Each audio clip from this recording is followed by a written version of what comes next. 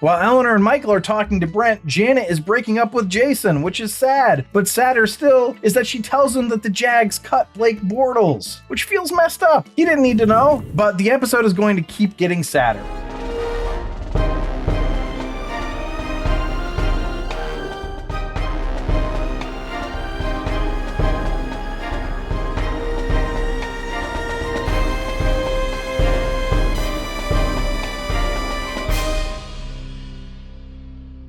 Welcome back to another episode of The Rank. I'm John, and today we're going to be ranking the next episode of The Good Place. Now, for those of you who are new to the show or just can't remember this for some reason, I'm going to give you the agenda. We start with the potent notables, which are just a couple interesting facts or tidbits that I found out about the episode or series. Then I go into the episode overview, which is me talking about everything that happened in the episode from beginning to end. And then I do the namesake of the show, The Rank, where I rank the episode in 5 categories on a scale of 1 to 5, 1 being the worst, 5 being the best, all to find out what is the best sitcom of all time. We take a sitcom, we rank every single episode of said sitcom. The average of the rankings of the episodes becomes the series ranking, and there you go, figuring out what the best sitcom of all time is. Now today we're ranking the second episode of the 4th season of The Good Place, titled A Girl from Arizona Part 2, written by Andrew Lang and Cassie Miller, and directed by Drew Goddard. So if you're enjoying these episodes, if you're just a fan of The Good Place and you like consuming content about it, please consider subscribing and or following, like the episode, comment. You could email me at info@therankpodcast.com with questions, suggestions, comments, whatever. I will respond to you. Also, if you really super duper like it, please consider becoming a patron on our Patreon site at patreon.com/therankpodcast, where you can get access to all of our archived episodes. And just as a reminder, for the sitcoms that have been out for a while and are available on like Netflix and other streaming services, there will be spoilers, so there will be spoilers for this one. But let's see how this one stacks up, starting with the potent notables. Potent notables. This episode aired Thursday, October 3rd, 2019. The Good Place was still in the 9 p.m. slot, and it actually did better than the 8:30 show, but it's still not going great. It actually lost 300,000 from last week, going from 2.421 to 2.113 million viewers. Law & Order SVU was the best of the night for NBC with 3.443 million viewers, and Superstore was in the 8 p.m. slot and had 2.783. But as for competition, it got beat by Million Little Things on ABC with 4.770 million, Mom on CBS with 6.278, and NFL Thursday Night Football on Fox with 14.257 million viewers. But I looked the game up because of Antonio. He lies! And it looks like it was a good game. The Seahawks beat the Rams 30-29. Apparently the Rams missed a field goal with 11 seconds left and lost. So it was tight. Anyway, those are the things that lost too, but it did beat the iHeart Music Radio Festival on the CW, which had 741,000 viewers. It does look like the viewership may have been hurt by the MLB playoffs. They had like 3.5 million viewers on TBS, but I mean, it lost to a bunch of other stuff too, including Maddow and Hannity.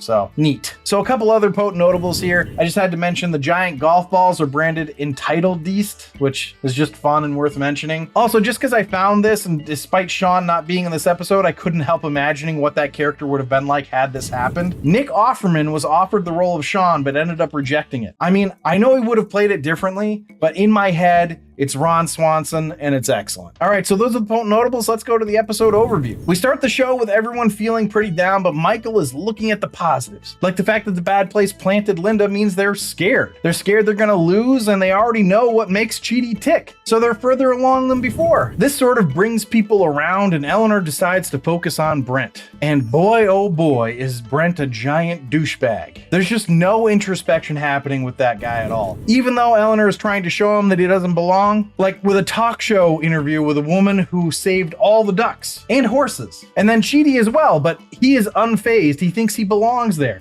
Actually, what we'll find out later is that he thinks he belongs somewhere better. This revelation is prompted when Eleanor tries what worked on her. Instead of shrimp flying around, it's Princeton and golf related stuff. He thinks that he doesn't belong there, which is what they're trying to get, but he thinks it's because he belongs somewhere better instead. Not the good place, the best place. I mean, in just 18 years, he grew his inherited family business from a $90 million company to a $94 million company. So that was a really fun dig at Trump, and I don't care what your politics are there, just saying that was definitely a dig, and it was funny. Also, Brent Brent earned his spot at Princeton, just like his father and his father before him. These were some really good satiric lines, in my opinion. Now, when these ideas don't work on Brent, Honey, Janet, and Jason are mutinying against Eleanor's leadership, which is kind of sad. I get that humanity's afterlife is at stake, but it does feel a little rushed. This will lead to the one aspect of this episode that I didn't really like, and that is the "you're the only one that can do it" stuff with Eleanor. I'm okay with it being a pep talk, but it felt like we're meant to believe that. I bristle at any of the "this is the only person that can do something" type stuff. Because, you know, there are billions of people. But whatever, I get it. It's just for the show. It didn't bother me that much. It's just sort of a reflex for me. Before Michael gave the "you're the only one" speech, Eleanor gave a speech about how overwhelmed she is that I really empathized with. I felt for her in that moment, and I really got where she was coming from. She's just a girl from Arizona. She's not supposed to save humanity. But Michael brings Eleanor back from the brink. She comes up with a new plan. We're going to tell Brent he's right. There is a best place, and he has to be good to get there. This is in the hopes that he starts just being good out of habit, because he just is doing it so often. While Eleanor and Michael are talking to Brent, Janet is breaking up with Jason, which is sad. But sadder still is that she tells him that the Jags cut Blake Bortles, which feels messed up. He didn't need to know. But the episode is going to keep getting sadder, as Eleanor decides to get Chidi to hook up with Simone and even tells him that they're soulmates. Man, that was tough. It does look like it's going to work though, as he seemingly starts to convince her that maybe, just maybe, this is not a simulation created by her mind. And that's basically how the episode ends. There's actually not a cliffhanger end to this one. Just the group commiserating with Eleanor for her sacrifices. But was her sacrifice enough to earn a good ranking? Let's find out.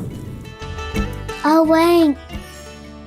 So the rank is where I rank the episode based on 5 categories: story, acting, dialogue, episode coherence, and character relatability. I rank it on a scale of 1 to 5, 1 being the worst, 5 being the best. And then I have a laugh counter where I tally up the amount of times the episode made me laugh out loud. 1 point per laugh out loud gets added to the score. Now, before I dive into the rankings, I just want to say, if you're enjoying this episode, please leave a like. It really does help us out. You know, that big thumbs up. I hate pandering for this, but it really does help, so I guess I have to. All right, let's go to the first category, which is story. I gave story a 5. It's the story of figuring out how to accomplish their goal of saving humanity. Just the simple stuff, you know? But it is broken down into easier to handle pieces. Essentially, here it's how to lead through adversity and being overwhelmed, to let someone see that they're not a good person when they firmly believe that they are, and how to convince someone they're in reality when they believe they're not. So let's go to acting, which I also gave a 5. I thought everyone was excellent in this as always. No complaints at all for this one. So let's go to dialogue, which I gave a 4.5. It was excellent, but a little lacking in humor. I get that it can't always be a laugh fest with these heady topics, but still, it is a sitcom. But it never stops being super smart and clever. So let's go to episode coherence, which I gave a 4.5. Everything fits so well together. I suppose an argument could be made that Chidi turned Simone around a little too fast, but I'm okay with it. She isn't completely turned around yet also. The part that actually drops this from a 5 is Michael's admission that he faked the panic attack so that Eleanor would take over. That's kind of dumb. All right, so let's go to character relatability, which I gave a 5. Man, I really empathized with Eleanor in this episode. I mean, poor freaking Eleanor. But really, I empathized with everyone. Tahani's worry about Eleanor's leadership and its effect on the future of humanity's afterlife, Janet's feelings about taking a break from Jason, and Jason's heartbreak over it. It's all incredibly relatable. Now, you might think that Brent is unrelatable, but honestly, I think if you grew up rich, you'd also be out of touch, which makes him disturbingly relatable. All right, so it has really good rankings, so it's not going to take a super huge laugh counter to keep it in the top 3 tiers, and in this case, it got 13, which is fairly decent, and that puts the episode total at a 37, which means it's the Holy Grail. This puts the series average at a 38.1, which is in the Holy Grail. I actually took a little bit of a dip, because I think it was at 38.2 previously. So thanks for listening and or watching. If you'd like to see a list of our episode and series rankings, you can do that on our website at therankpodcast.com. Remember to subscribe, review, and comment. Please consider supporting us on our Patreon site at patreon.com/therankpodcast, where you can get access to all of our archived episodes. And also, if you enjoyed the episode, please leave a like down below. It really does help us out. But I will leave you with this. Why does Brent think he's a genius? Because he grew his inheritance slower than inflation. Okay, I'm waiting for the punchline.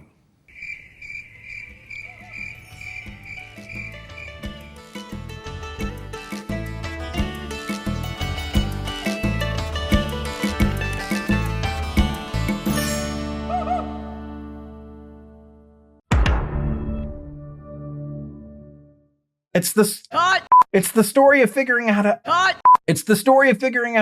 to, man. That's okay. Take your time.